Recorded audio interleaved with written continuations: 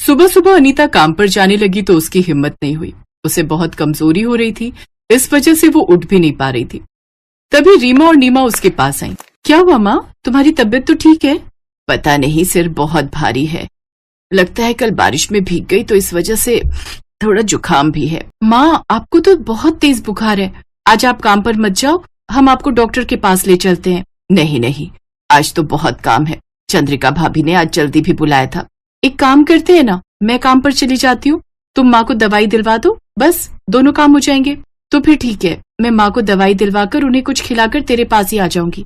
हाँ ठीक है, तुम मुझे दवाई दिलवा दो, मैं थोड़ी देर आराम कर लूंगी, फिर तू रीमा के पास चली जाना। रीमा काम पर चली जाती है और नीमा माँ को दवाई दिलवाने। अनीता शहर की बहुत ही पॉश कॉलोनी में काम करती थी, जहाँ पर काफी अमीर और पैसे वाले लोगों के घर थे। घर की लेडीज खुद से कोई काम नहीं करती थी, सब काम के लिए अलग अलग काम वाली आती थी, जिनमें से एक अनीता भी थी। रीमा काम पर जाती है तो थोड़ी देर बाद नीमा भी दवाई दिलवा कर आ जाती है। मैम साहब, ये दूध की मलाई फेंक दो। फेंक दो? हाँ, क्या करना है, रखकर बेकार ही रखिए। ठीक है मैम साहब। भैया 1 मिनट रुकना। क्या हुआ रीमा, तुमने मलाई फेंकने क्यों नहीं दी? मालकिन, इस मलाई से तो आप देसी घी बना सकते हो। ये तो बहुत सारी मलाई है, इसका तो ढेर सारा देसी घी निकल आएगा। क्या देसी घी? मैंने तो घर पर कभी नहीं निकाला। हमारे घर में तो देसी घी बाजार से आता है। हम आपको इस मलाई का देसी घी निकाल कर दे दें, आपको बहुत पसंद आएगा। ठीक है, बना दो, मेरा तो फायदा ही है। मुझे इस महीने देसी घी बाजार से नहीं मंगवाना पड़ेगा। भैया, ये मलाई हमें दे दो, हम अभी इसका घी बना देते हैं। रीमा और नीमा वहाँ खाना बनाने वाले शेफ से मलाई ले लेती हैं और किचन में मलाई से घी बनाने लगती हैं। कुछ देर बाद बहुत ही बढ़िया मलाई का घी निकल आता है। ये देखकर मालकिन चंद्रिका बहुत खुश होती है। इस समय चंद्रिका की एक सहेली उससे मिलने आई होती है।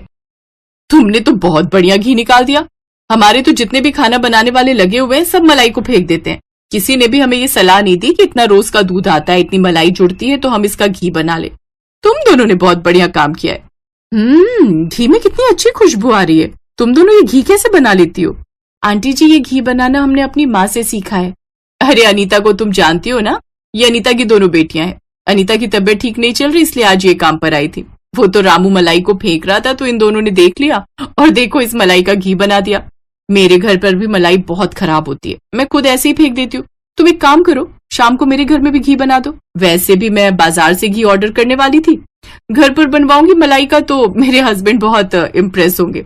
मेरे ससुर जी को तो इन सब चीजों की बहुत आदत है। ठीक है आंटी जी, हम आ जाएंगे, आप अपने घर का पता बता दो कहाँ है। मालकिन चंद्रिका की सहेली रीमा नीमा को अपना घर बता देती है। वो चंद्रिका के घर से थोड़ी दूरी पर ही रहती थी। चंद्रिका का काम खत्म करके रीमा नीमा चंद्रिका की सहेली उषा के घर पहुंच जाती हैं। उषा उन्हें अपनी रसोई में ले जाती है और रीमा नीमा दोनों घी निकालने लगती हैं। अब ये बात जब उस कॉलोनी की बाकी कोठियों में रहने वाली चंद्रिका की बाकी सहेलियों को पता चलती है तो वो भी रीमा नीमा से घी निकालने के लिए कहती हैं। रीमा नीमा की इस काम से बहुत कमाई होती है। माँ देखो, आज हमने अरुणा आंटी के घर घी निकाला, उन्होंने हमें 200 रुपए दिए। अच्छा, ये तो बहुत अच्छी बात है, इन पैसों को तुम दोनों संभाल कर रखो। माँ, हम तो उस कॉलोनी में घी वाली बहनों के नाम से फेमस हो गए। कॉलोनी की सब आंटी जो थी सारी मलाई फेंक देती थी। उनके खाना बनाने वाले उनको ये चीज कभी बताते ही नहीं थे कि मलाई का मक्खन और घी बना लो। अब तो सबने घर में मलाई जोड़कर रखनी शुरू कर दी है। बहुत सारी मलाई इकट्ठी होती है माँ सब घरों में। हाँ, मुझे तो ये बात पता थी, पर मैंने कभी बोला ही नहीं। ये तो तुम दोनों की समझदारी है कि तुमने उन्हें कह दिया, और आज उनकी इतनी सारी मलाई भी नहीं फिकती और उनका घी भी निकल आता है। अब तो मुझे नहीं लगता कि कोई बाजार से घी मंगवाता होगा।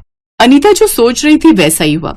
कॉलोनी की सभी औरतों ने अब बाजार से घी लेना बंद कर दिया, क्योंकि उनको घर बैठे ही इतना बढ़िया ज्यादा मात्रा में घी मिल जाता था। क्या हुआ, तुमने आज घी क्यों नहीं लिया? तुम तो अक्सर घी ले जाती हो। नहीं, सामान में घी नहीं लिखवाया, और वैसे भी अब भूल जाओ मदन भैया कि तुम्हारी दुकान से कॉलोनी की कोठियों में घी जाने वाला है। क्यों, हमेशा तो 4-4, 5-5 किलो घी जाता है। अब क्या हो गया? तुम नहीं ले जा रही हो तो कोई और ले जाएगा, मेरा तो काम बेचना है। कॉलोनी के घरों में रीमा और नीमा नाम की वो जो 2 बहनें हैं ना, वो घी निकाल देती हैं। इस वजह से सबको उनके हाथ का घी पसंद आता है। सब अब घर में मलाई इकट्ठी करके रखने लगे हैं। रीमा नीमा बहुत बढ़िया घी निकाल देती हैं।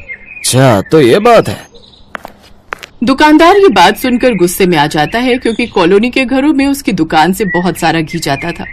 अचानक से सब घरों ने घी लेना बंद कर दिया तो उसकी कमाई कम हो गई। कुछ दिनों बाद चंद्रिका ने रीमा नीमा को एक बार फिर से घी बनाने के लिए बुलाया। रीमा नीमा, तुमने जो घी बनाया था वो तो खत्म हो गया, मलाई और इकट्ठी हो गई है। रामू तुम्हें और मलाई निकाल कर दे देगा, आज घी बना जाओ। जी मालकिन, हम बना देते हैं। रीमा नीमा रसोई में जाती हैं। वहां पर शेफ रामू फ्रिज में से मलाई निकाल रहा था। उसके हाथ में एक छोटा सा कटोरा था। ये रही मलाई, तुम दोनों इसका घी बना दो। इतनी थोड़ी सी मलाई पर मलाई तो बहुत सारी इकट्ठा होती है, इसका तो बहुत जरा सा घी बनेगा। जितनी है उतना बना दो, ज्यादा सवाल मत किया करो। मैं भी यहाँ पर ज्यादा सवाल नहीं करता, नहीं तो मालकिन गुस्सा होती है। शेफ वहां से बाहर चला जाता है। रीमा नीमा घी बना देती है और उस दिन घी बहुत थोड़ा सा निकला। पता नहीं बड़ी वाली छलनी कहाँ रखी है, घी छानना रह गया है। मैं नीचे देखती हूँ, कहीं अलमारी में नीचे ना गिर गई हो। नीमा अभी छलनी ढूंढी रही थी कि तभी उसकी नजर नीचे छुपे डस्टबिन पर जाती है जिसमें बहुत सारी मलाई गिरी हुई थी। ऐसा लग रहा था मानो किसी ने बड़ी थैली में मलाई को फेंका हो। ये बात जब चंद्रिका को पता चलती है तो सारी बात सामने आ जाती है। शेफ रामू ने जानबूझकर मलाई को फेंक दिया था। रामू सब कुछ सच सच बता देता है कि उसे दुकानदार ने ही ऐसा करने के लिए कहा था और इस बात के दुकानदार ने उसे 5,000 रुपए दिए थे। मालकिन माफ कर दो, मैं पैसों के लालच में अंधा हो गया था, मुझसे गलती हो गई। नहीं रामू, चाहे बात छोटी है, कोई इतनी बड़ी नहीं है, पर ऐसी घटिया बात वो भी सिर्फ 5,000 रुपए के लिए तुम कैसे कर सकते हो? उस दुकानदार से तो अब इस कॉलोनी में हम में से कोई कुछ सामान नहीं लेगा, पर तुम्हें भी मैं नौकरी पर नहीं रखूंगी। तुम कहीं और जाओ और वहां नौकरी ढूंढो, इस कॉलोनी में तुम्हें कोई नहीं रखेगा। चंद्रिका शेफ रामू को नौकरी से निकाल देती है। अब उस दुकानदार से भी सबने सामान खरीदना बंद कर दिया। धीरे धीरे रीमा और नीमा के हाथों के बने घी की बात सबको पता चलने लगी। सब उन्हें घी निकालने के पैसे देते थे। धीरे धीरे रीमा नीमा ने बहुत सारे पैसे इकट्ठे कर लिए और फिर एक दिन उन्होंने सोचा क्यों न वो खुद की घी की एक दुकान बनाए जहां पर लोगों को शुद्ध देसी घी प्राप्त हो। रीमा नीमा के दिमाग ने काम किया, उनकी योजना सफल रही। अब उन्होंने घी की एक बड़ी दुकान बना ली जहां पर वो घी बनाकर बेचने लगी और फिर एक दिन रीमा नीमा सफल घी व्यापारी बन गई और उन्होंने अपने सपनों को पूरा किया। आज उनकी मेहनत और ईमानदारी की वजह से उन्होंने अपने लिए और अपनी माँ के लिए वो सारी सुख सुविधाएं प्राप्त कर ली जिसके वो कभी सपने देखा करती थी।